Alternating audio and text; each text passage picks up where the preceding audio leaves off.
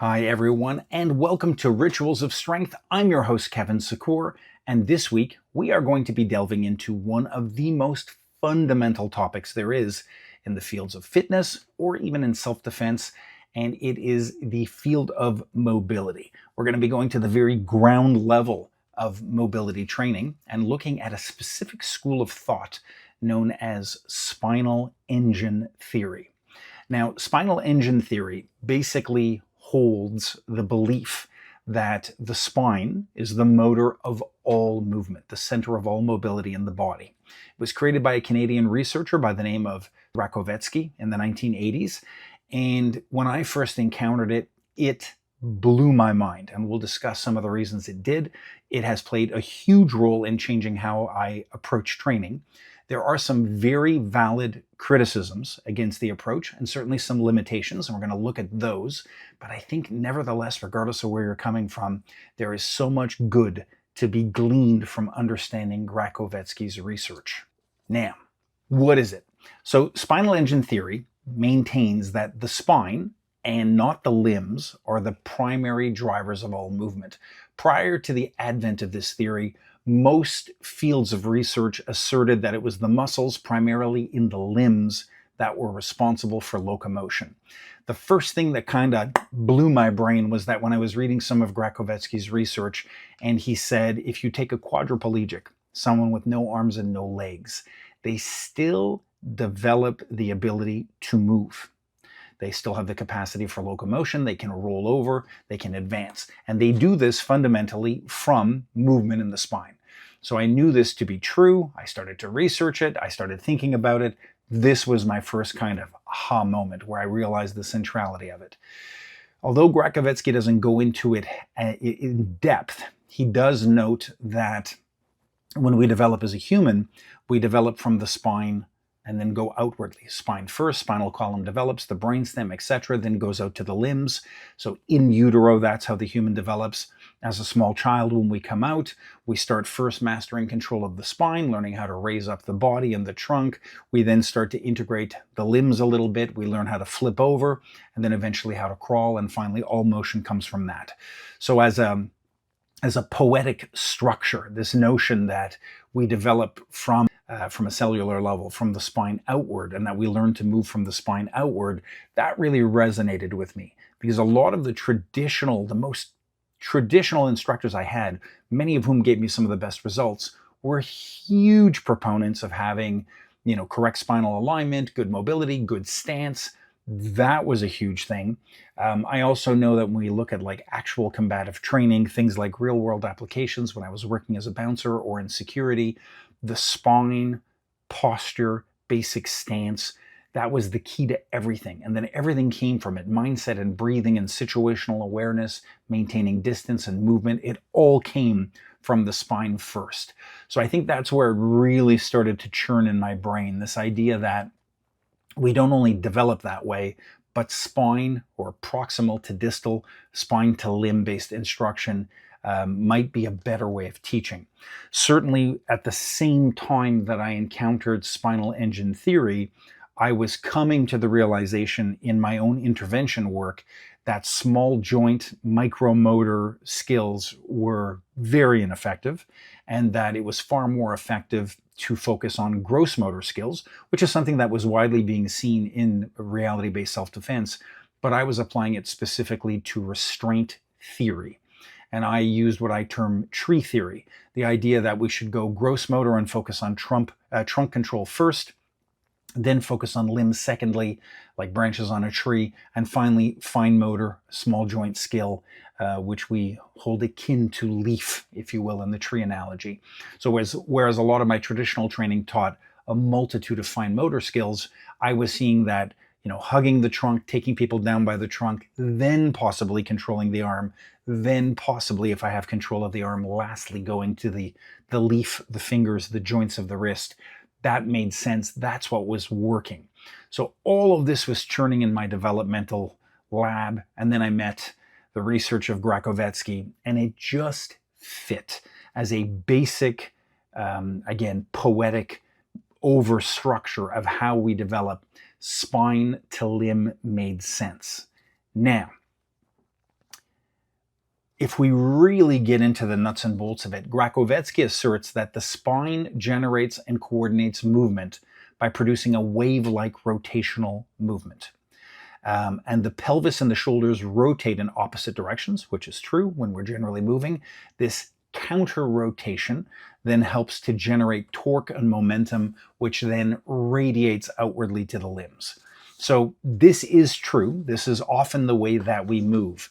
But is it always the case? And there are certainly criticisms that show exception states, which we'll get into. Gracovetsky asserts that muscle and fascia, the connective tissue surrounding the spine, act like elastic bands, storing and releasing energy as the spine moves. And that limb movement, in his opinion, is not, it's a result and not a cause of spinal movement. Now, we do know that there are cases where the limbs are responsible for movement. The limbs can generate the rotation in the spine. It is not measurably the case that the spine is always the engine of movement. So I think where the wheels come off the analogy sometimes is that proponents of spinal engine theory want to be sort of buried in that coffin, and they stick to it at all costs, and they argue every single example possible to try to show that the spine is first. So just at the outset, I don't think it's important that the spine is always first. I think that it is generally true that it is often first, and I think that it is epistemologically very effective to focus on the spine first in most cases. We can, of course, make an argument with something ridiculous like shooting technique. You could say if I'm trying to improve trigger control or, recoil management, that the spine is not going to be the most important thing. Tactically, I could counter-argue that posture should always come first. Alignment, displacement, then presenting the weapon, and that the trigger movement, in the grand scheme of things, is the smallest aspect of the movement. But if I get down to refining trigger control, the spine doesn't need to be involved. Yes, in an ideal world, I need to have good posture, good position, etc. But it's quite apparent that I can do exercises just for finger flexion, just for hand alignment, just for grip, just for limbs and arms and shoulder mobility that don't necessarily need to involve the spine. I think where people get lost in the weeds is when they argue spinal engine theory versus something else, whereas both the spinal engine theory and the something else could both have really valid things that could benefit your training. And I don't think it's really that important to plant your flag as a spinal engine mechanic and to say that's the end all and be all. I think there is generally a massive amount of good. So I just want to say that before the critics stop it at 6 minutes and start emailing me in all sorts of things. Another reason it really connected to me is that in all of my martial training, there was a notion of centrality, whether it's the Dantian in the Chinese martial arts or Hara in the Japanese martial arts, this notion that there's a center, a few finger widths below your navel, where your so-called energy collects and radiates outward. Now, I was never a purist. I never regarded chi or ki as a manifest physical energy. I always saw it as a poetic expression, an overarching structure to explain a deeper understanding. And certainly there is great value in learning to generate energy from the core, from the hara, from the center. It feels true. It's measurable in training. It creates massive results. You can go back to classic texts like the Book of Five Rings, and the swordsman Miyamoto Musashi talks about hara and the center, and there's tremendous value. Certainly in books like Moshe Feldenkrais's Higher Judo, he says there is no energy and there is no center, there's just a biomechanical center, and he counter-refutes this from a very Western and empirical sort of perspective. And I think there's value in that too, but there is certainly value in feeling centered, in feeling grounded in the body, and it does appear to feel true for it to be slightly below the navel. This is something that all of my traditional instructors emphasized. It's something that always held true. It's transmissible, it's measurable, it's something you can feel. Whether or not there's anything physically happening in that area at an energetic level is irrelevant. It could just be your center of mass, where your body flexes, where you feel balance, like the center of percussion in a stick. That's all I think it is. I don't think there's anything mystical. If you go further and you find value in imbuing energetic value to it, so be it. But this notion of starting from the hara, if I look at sword work, starting from stance, my root, feeling grounded, my posture, and learning to radiate outward. Or in my study of Tai Chi or Qigong, this is certainly something that is massively important. There are many listeners out there who are far more experienced in the internal martial arts than I ever will be, and they could go much deeper into it. But this is a central tenet for all of those approaches. So in a traditional martial vocabulary, spinal engine theory held to be true. In modern training, it will sometimes be reduced to this idea of engaging your core. And this is something that's massively important in modern weightlifting, things like Pilates, body weight exercise work. It is beneficial, it is helpful. There are exception states to it, of course, but learning how to engage your core is fantastic for rehabilitation, for educating movement correctly, for avoiding injuries, for maximizing power, and spinal engine theory integrates with that vocabulary very well. Now, some of the criticisms is that spinal engine theory is based on observation rather than empirical measurement. That is absolutely valid. There are specific studies done, for example, a very famous Soviet study done in the 80s on striking, and they show that the majority of power generation is coming from the legs. Now, we could micro-argue that the command is coming from the brainstem through the spine to the limbs and then going back up, but fundamentally, it appears that the limbs are initiating the movement and they're responsible for the majority of the movement. So certainly there are people that like to, pull at hairs and kind of say, no, but this is still an example of spinal engine theory. I don't see tremendous value in that. I think there are states where it is beneficial to focus on just your footwork, on just your grip, on just your limb movement. Things like punching can be approached from spine first, spinal engine theory approach. They can be approached from stance first. You can micro-focus on activating the legs sequentially. You can micro-focus on activating the fist or the striking implement first.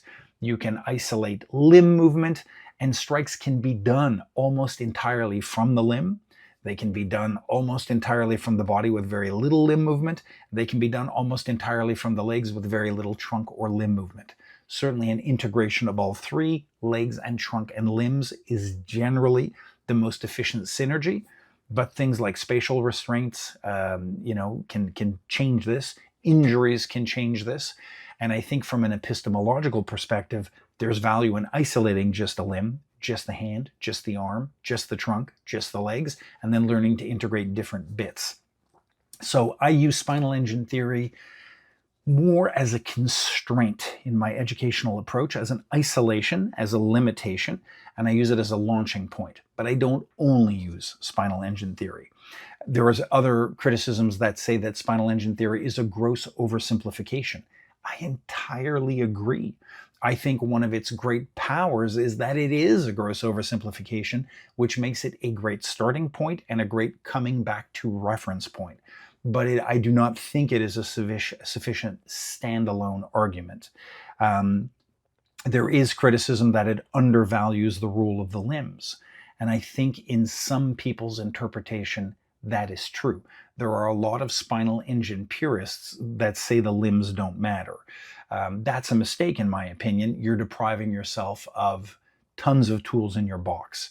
I think, like I said before, value in isolating each piece and integrating them however the circumstance requires you to do it.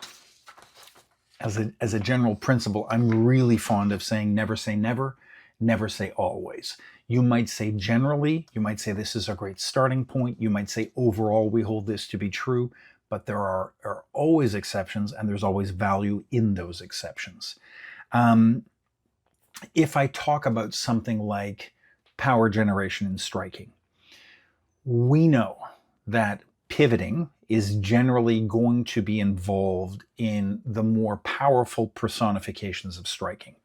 So pivoting, you can argue, as I discussed in some research, that it begins in the legs. The muscles of the legs activate first.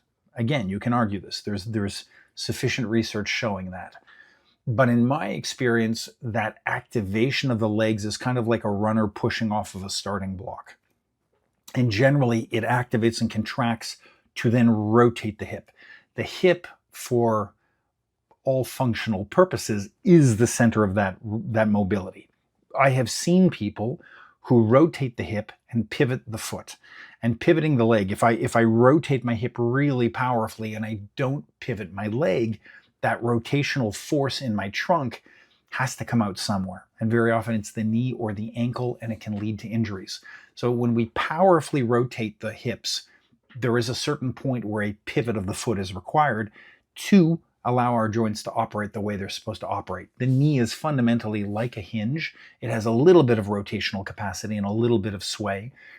We see that explored very deeply in the internal martial arts, the Chinese martial arts.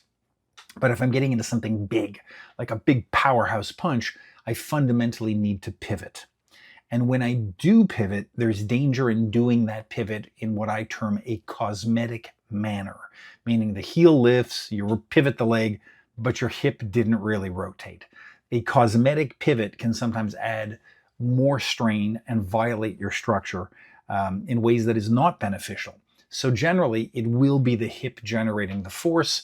That rotation then radiates, to go back to the Japanese idea of hara, it radiates equally from the center to the foot and to the hand. So when I pivot my hip, the force should root in the ground and arrive at the ground at the same time as it arrives at my hand hitting that target. It's radiating out like rays from a sun, equally in both directions, as a general rule. So when I look at something like that, I can find absolute no issues with using spinal engine theory to explain it. I can also do isolations where I focus on things like engaging my quads, squatting down to increase my power before pivoting, which you could argue then is a limb-based motor, a limb-based origin of movement. And that's fine. You could really focus on the pivot, and that's fine as well. But again, if the pivot is cosmetic, if it's not coming from necessity, from the rotation of the trunk, that's where you're going to get into problems. So generally, spinal engine theory for me is a better starting point for mechanics like striking, throwing, grappling, but there are times where I will isolate elements of a limb movement. I also think that when you look at things like self-defense, there can be value in just teaching a strike. Replicate the movement, replicate the escape from a hold, just get going. You know, in art terms, we say cover the canvas with color until the canvas has paint on every aspect. You haven't even begun to start the relations between the colors, so the painting doesn't start until the canvas is covered. So there can be value in just getting your students moving. Just good enough-manship. Replicate the movement, do something that looks like this. And providing there's no inherent danger in their doing that, you can then go backwards and retro-engineer it and tweak spinal engine aspects or tweak aspects of activation in the limbs, and that's fine. But I think generally, whether we start with it or whether we come back to it mid or later in the game plan, it's important to come back to the centrality of posture, bracing, core. Posture is tied to the efficient movement of all of our limbs. It is tied to the efficient use of our breath. It is tied to our efficient perception and scanning of our environment. Everything in our body benefits from having correct posture for the circumstance. That doesn't necessarily mean fully erect and totally rhyme-like straight. Sometimes it could be chin down to protect the lever of the neck from a hit, but there is a relatively ideal posture for every circumstance. So I think when we begin with posture, or when we come back to it, again, an argument can be made that we are starting with something akin to spinal engine theory. I think even at a much deeper level, if you get into the traditional arts, there's a philosophical element, an almost spiritual element that comes from posture, that comes from the strength of standing correctly, using your body correctly, feeling every component of your body stacked and balanced above the one beneath it. One of my earliest instructors said it to me when I was young, and it remains something that I say to my students. If your body is not physically balanced, how can you ever hope or expect to have a mind or spirit that is balanced? If you feel in disarray, if you're on your heels, if you're getting staggered by hits, if you don't know where to stand or what your go-to is, what you're trying to get to, then fundamentally you're always going to be floundering. You're always going to be emotionally on your heels, stumbling around. So there is a very real value, I think, in returning to the centrality of posture and locomotion from the spine itself. Again, perhaps not in every case. So if there are exception states, where does this leave us? I think, generally speaking, learning to brace the core, learning to engage correctly is universally beneficial. There are absolutely going to be specific cases, specific, for example, lifts you might do in the gym where it's less important. But I think generally starting with learning to feel and engage your core is essential. I often tell people, learn to think of your pelvis as a bowl of water. And most of us walk around life with an excessive arch in our lower back, and the bowl of our hips is fundamentally pouring out of the front. So if I curl my tailbone under, pull my glutes in, and likewise pull my abs into my spine, I have correctly braced my core. Musashi talks about that in the Book of Five Rings, standing with a core that's braced, with buttocks that are not jutting, with this straight, solid girdle of natural musculature. When people first do this, they find it unnatural. They find it overly conscious because those muscles are overstretched or stretched in one side and too weak on the other. And they find it difficult to maintain. They find it hard to breathe or over-contracting. And they'll always ask me, how often do I do it? And I say all the time. Anytime you can think to engage it, you engage it. And you engage it at first, and it's exhausting, and it's mind-consuming, and it's strenuous. Something as simple as sitting in your car with your core engaged and driving and breathing can be debilitating after 2 minutes at the beginning. But then when you do that, when you learn how to do it, it's precisely through depleting yourself, overexerting, not being efficient, that you learn eventually to find your middle. And if you do it every day, just a little bit, you will eventually, very quickly, get stronger. The loose parts get tight, the tight parts get loose, and you kind of learn how to engage. You learn how to modulate your energy, so how you can effectively stay relatively taut while breathing. I'm engaged the whole time I'm talking. I can tap my stomach and it's firm. I'm not deviating in the lower back. I'm not suddenly gasping with the belly. And so it was something that took a little bit of mindfulness, but not that much. And the reason people don't get to this point is because they get discouraged almost immediately. They start doing it, they find it overwhelming, and they stop on day 3. And if that happens, of course, you're never going to develop it. But if you do it with patience, with moderate judgment, sitting down wherever you are, laying down in the bed, watching TV, wherever you are, in any posture, walking, talking, shopping, surely there are 5 minutes a day where you can invest a little bit of mindfulness to learning how to correctly engage your core. It starts with that. Then as you do it, those muscles get stronger, your awareness and sensitivity to the activation gets very fine-tuned, and you can do it effortlessly. This is one of the easiest gateways into improved assertiveness. I've worked with people who are so damaged and who are lacking so much confidence that if I mindfully tell them, we are now going to work on your confidence, they immediately decide it's not going to work. And it's so hard to get in. But if I do something like, let's just start with your posture, your core, and I look at it as an abdominal exercise, then it's not threatening. And this they can do. And this they're willing to fail on. This they will be able to see improvement in. They'll feel soreness on day 2.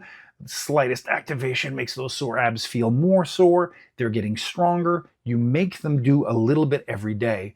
And by the end of the week, they don't even notice that they're standing differently. And by standing differently, because they're engaged, they're less likely to be selected by a predator. They are emanating greater assertiveness, even though they're not aware of it. Because when we're at our most damaged level, even if you're experienced, guys, if you're feeling down, if you're feeling depressed, we can self-judge ourselves out of improvement. So I think something like core activation as a standalone exercise, emanates into fields like, psychology and assertiveness and aggressiveness, and improves mechanics without needing to be evaluated under those terms. It just quietly bleeds into all domains. When we know how to engage it, then we can explore things like rotation and movement. Everybody needs movement re-education. There are thousands of things that everyone listening to is not good at in the movement domain. There are sports that I've never played, movements that I've never done, some that I've done that are not great for me, but if I'm required to improve them, if I need them for a certain type of work I'm doing, or if I'm looking to expand my movement arsenal, I need to go back to what's familiar and then explore things that are new. That fluency in mobility, that confidence, comes from understanding how to engage your basic structure and then how to violate it efficiently. So I think, again, giving somebody something as simple as bracing the core and a basic understanding of spinal engine power generation is just such a great basic language to have. You can go into a gym, perform any movement, even if you've never done it before, and if you start with this basic safety protocol of engaging the core and understanding how you move, it keeps you safe and it gives you more power. If you start your day with that as a wellness routine, fantastic. Just being aware of the body, engaging it, returning to form. If you use it as a postural reset throughout your day when you're feeling overwhelmed, debilitated, and deformed by the pressure of life, fantastic. Back to the spine, back to the core, return it to its natural state, and then move mindfully from that as you go forward in your day. And certainly when we get to things like rehabbing injuries, almost every injury I've ever had, if it was not some external sudden force coming in, was because I violated spinal engine theory at some level. I tried to move from my knee first and I torqued it the wrong way. I lost awareness of my balance, of my center of mass over my base. Generally, this instability, this lack of mindful movement, is what causes injuries. And it's impossible to always be aware. You're certainly going to get taken off guard at some point. But again, that's another place where I think spinal engine theory, despite the limitations that it may have in the minds of critics, is just such a wonderful starting point in a student's basic vocabulary. I come back anytime I'm in doubt, anytime I have an injury, anytime I'm feeling overwhelmed, to the center, to the spine. I feel it, I realign it, I allow it to return, I add a little bit of intentional activation, and then I move forward in my life from that mindful moment. If we get into areas where criticism is especially valid, is something like running. For certain, there is value in spinal understanding and core engagement, but research clearly shows that leg prioritization is very efficient, very valid in running, especially if we look at research on like competitive level running. You could absolutely have some small sub-focus on spinal engine mechanics, but really there, you're definitely going to have to get into the minutiae of refining how your legs work, which again, a limitation of spinal engine theory? Yes, absolutely.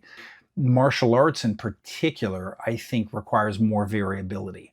The centrality of the spine, I think, is a very valid tool.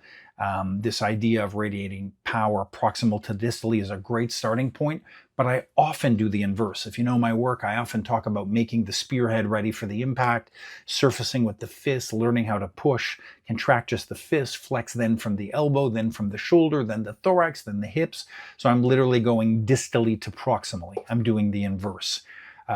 You could argue that exception is valid only because the student already knows how to engage the spine and they already understand spinal mechanics. So the exception is valid, or it's bringing new enlightenment. But I've taught seminars with brand new students distally to proximally, where we start with the tools and pushing with a fist before we do anything else. If anything is taught correctly, I think you can fundamentally bounce between proximal to distal and distal to proximal, spine to tool, tool to spine, and then understand the limb better in between.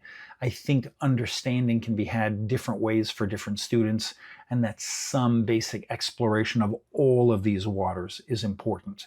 Certainly when we get into things like wave movement is something that is deeply connected to the spine.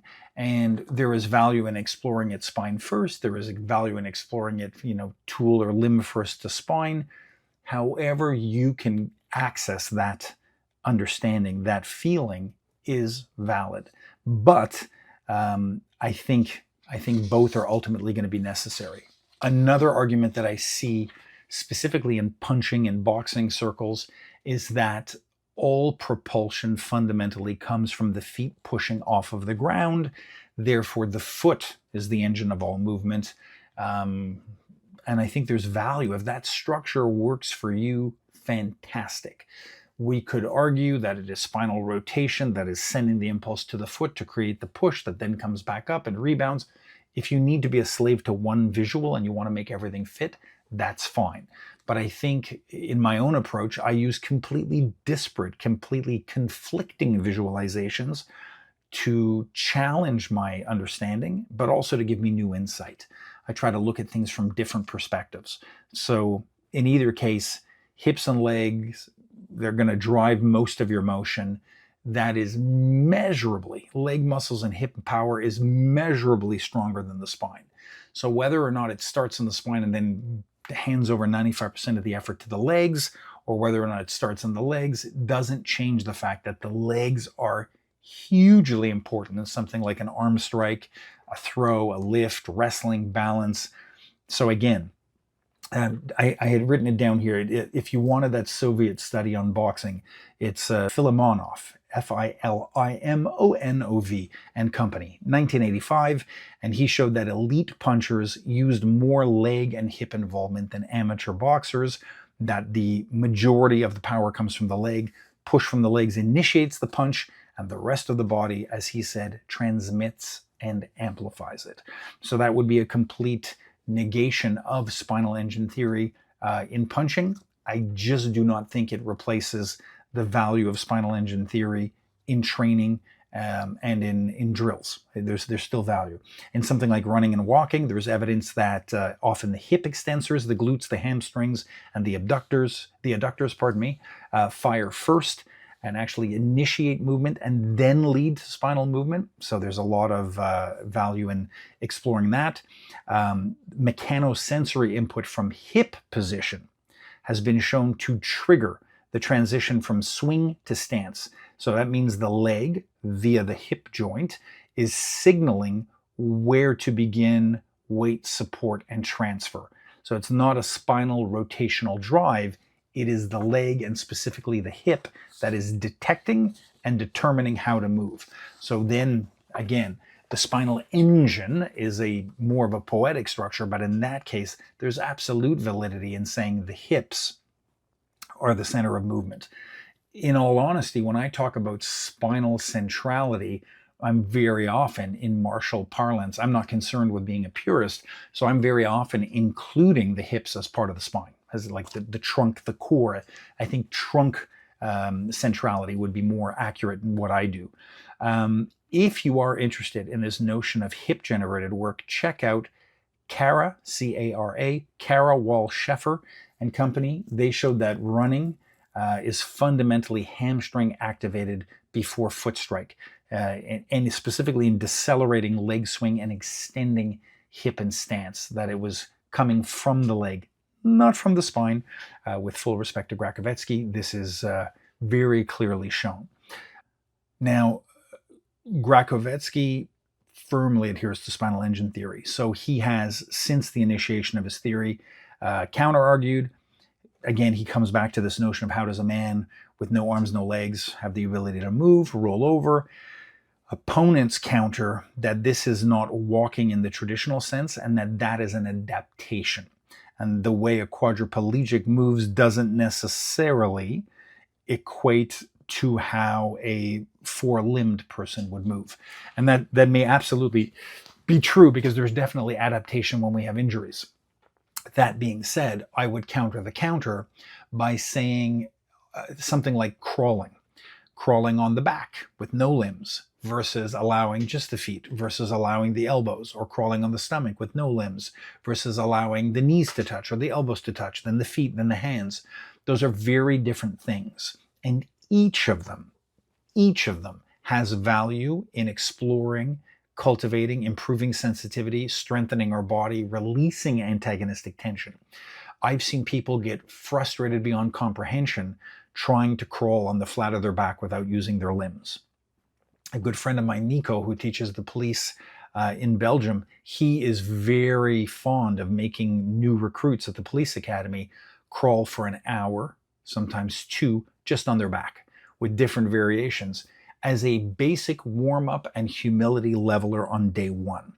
And let me tell you, when you crawl on your back for an hour, it is instructive, it is deconstructive to your ego, it challenges your will, it gives you carpet burn in hard to explain places, but at the end of it all, it opens up new understanding of potential at a very ecological and organic level. You simply find ways, and everybody's way is different. Most people can find solutions regardless of their limitations, their age, their weight, their injuries. Hugely instructive. And I've seen it, and I've used exercises like this at length, like hours of it, and then seen the difference. It really breaks open new levels of explorative understanding. It is play, it is raw exploration, and that is by acting fundamentally as if we're quadriplegic, learning to adapt to that. So I can say that even if movement does start in the legs or the limb in some cases, having a higher level of appreciation of compensation and adaptability, of the centrality of the spine, of learning how to move conversely just from the limbs, dragging myself only using the arms or only using one arm or just using the propulsion of the legs or dragging myself by using my legs to pull myself. All of these things are instructional. And at the end of the day, it's difficult to say all punches will be generated a certain way because, again, injuries, context, environmental constraints, narrow hallways, slippery footing, it changes, right? The Slavic martial arts are renowned for isolating limbs, then the torso, then the full wave. They have all these exception states because the ideal of punching is massively violated by something like getting attacked by 5 people at once. And mass attacks are a common element in the Russian arts. Fighting on a slippery surface like snow.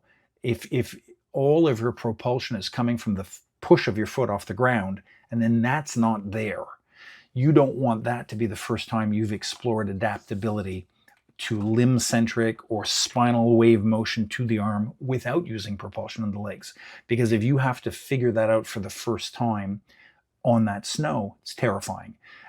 When I taught the Canadian Coast Guard, oftentimes we're preparing for wet surfaces that are moving like the deck of a ship. There was tremendous value in learning how to hit from every possible circumstance, position, alignment, limitation.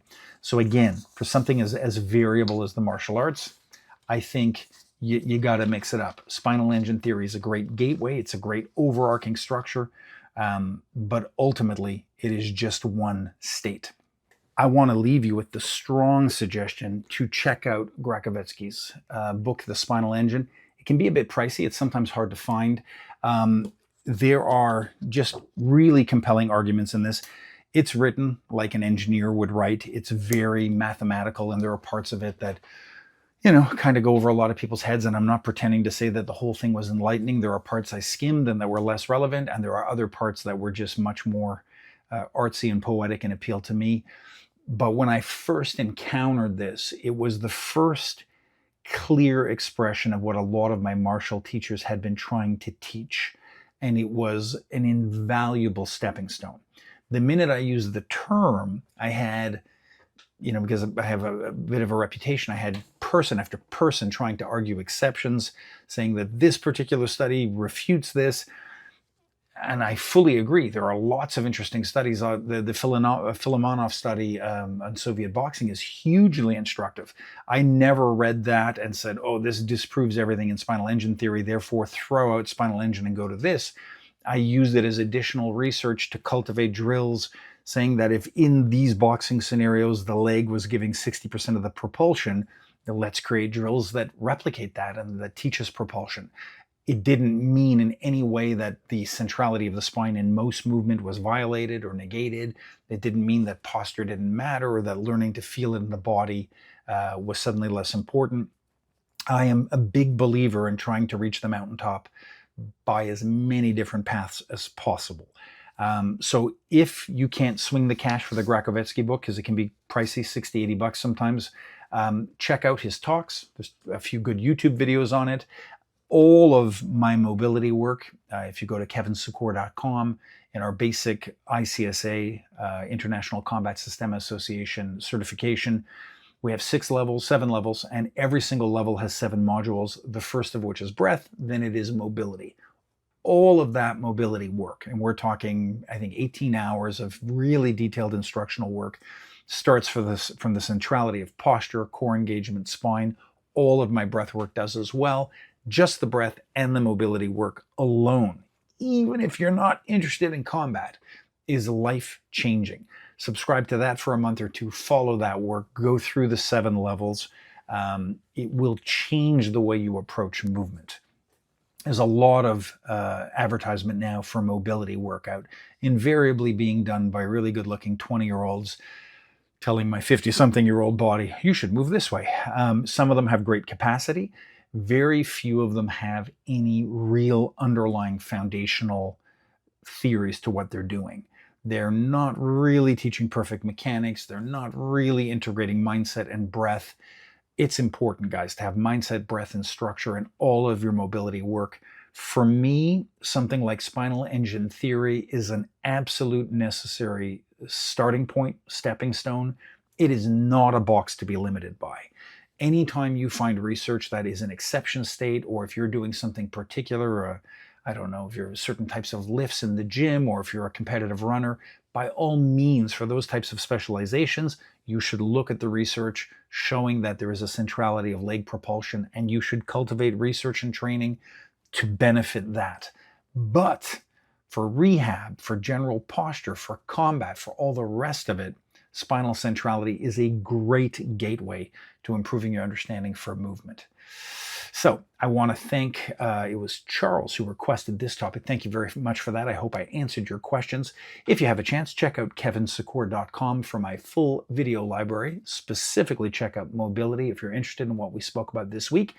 And check out Gracovetsky and spinal engine theory. You'll be glad you did, even if you don't agree with everything. There is tremendous value, and he has certainly improved my path and my training immeasurably. Thank you guys for watching and for listening. And until next week, stay safe and stay strong.